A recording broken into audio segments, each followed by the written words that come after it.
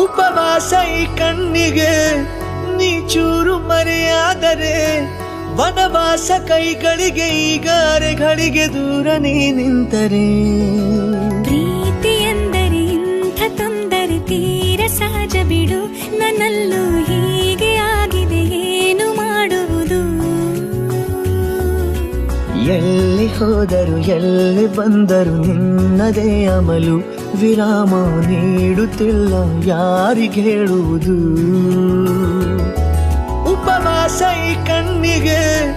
ನೀ ಚೂರು ಮರೆಯಾದರೆ ವನವಾಸ ಕೈಗಳಿಗೆ ಈಗ ಅರೆಗಳಿಗೆ ದೂರ ನೀ ನಿಂತರೆ